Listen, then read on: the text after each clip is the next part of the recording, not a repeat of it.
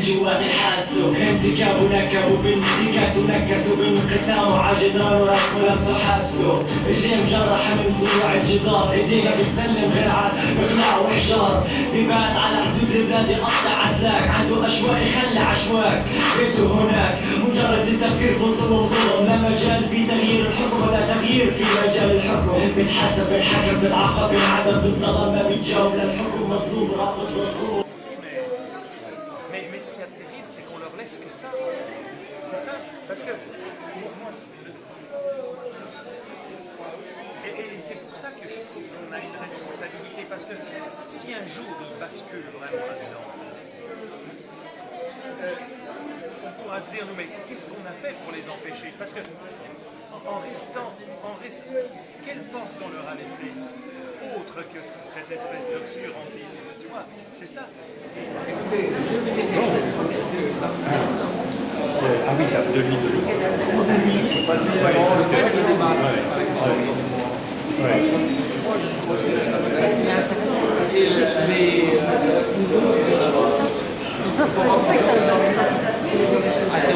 c'est considéré comme des... Expliquer comme tous ceux qui défendent. On doit voir vraiment objectivement quel intérêt il a avec ça. Réellement, moi je le donne pas.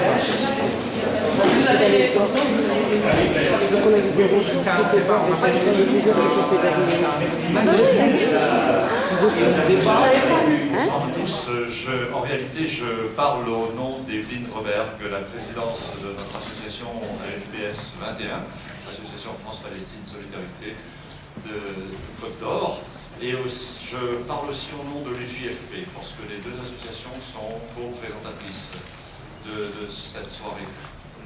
Je précise quand même que l'EJFP et la FPS font partie du collectif Palestine qui, en Bourgogne, représente je crois 14 associations, quelque chose comme ça, je ne me souviens plus du détail exactement, mais il est important de le préciser, enfin important pour moi en tout cas. Nous sommes heureux de recevoir Alain Grèche qui commentera qui répondra à vos questions, plutôt je dirais les choses comme ça, ce soir, après avoir répondu à celles nombreuses et denses du petit public, mais de qualité, qu'il avait tout à l'heure à la librairie Granger. C'était un débat extrêmement intéressant aussi. Je fais la publicité pour son livre quand même, parce qu'il est venu ici, parce qu'il vient de publier, en partie, parce qu'il vient de publier un livre que je vous recommande à tous, franchement. Hein. C'est un voyage passionnant dans notre histoire récente et dans l'histoire de la Palestine, mais je dirais l'histoire du monde européen dans le siècle et demi qui vient de s'écouler, à travers la Palestine. Voilà, à travers ce prisme-là. Son titre, c'est « De quoi la Palestine est-elle le nom ?»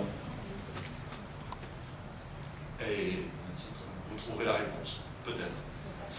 En tout cas, merci à l'Eldorado aussi pour nous permettre de présenter Eichin et nous permettre d'avoir un moment d'échange après cette projection.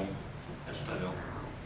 Donc, De quoi la Palestine est-elle le nom est dans le hall de l'Eldo, si vous voulez y jeter un œil à la sortie et voire même l'acquérir, il n'y aura pas de souci. Il y a également les brochures sur le Festival des Nuits d'Orient et sur la FPS, donc vous pourrez aller consulter tout ça.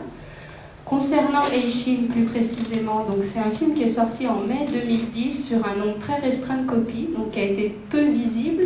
Il a beaucoup tourné en festival, mais dans une sortie publique nationale, il a été peu visible.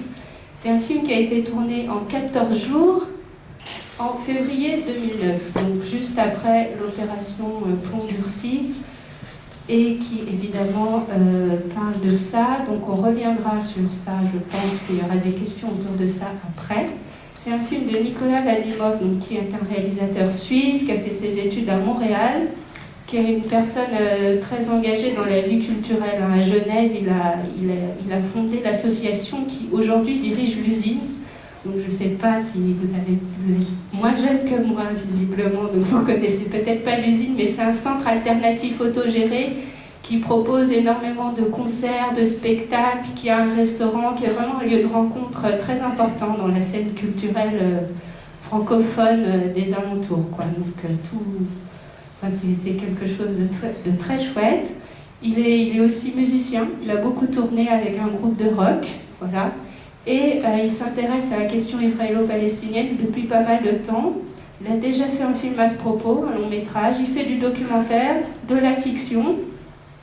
Et il a également créé une association pour aider les jeunes réalisateurs en Palestine à faire des films, donc des courts-métrages qui sont ensuite regroupés et diffusés dans un certain nombre de festivals, ce qui permet à de nouveaux réalisateurs d'être visibles et de pouvoir faire des films. Voilà.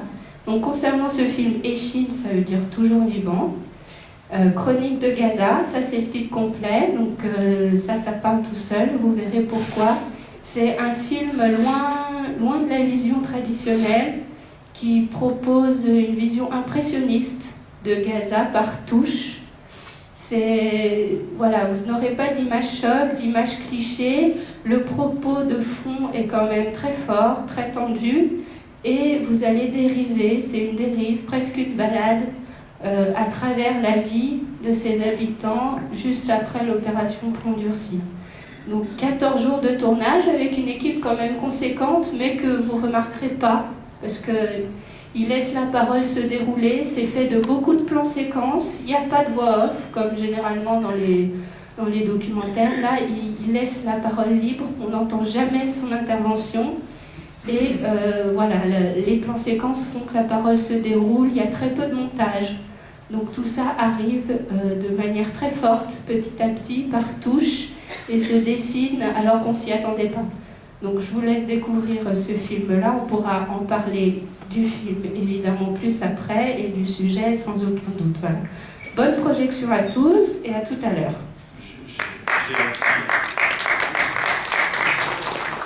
J'ai un petit repentir, excusez-moi, non, il me vient la nécessité de parler de deux choses encore avant de vous laisser regarder.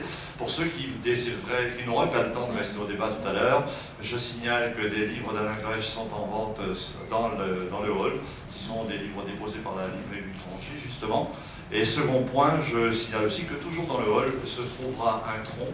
Si vous voulez souscrire à l'opération Un bateau français pour Gaza, allez-y, c'est disponible à votre bon cœur.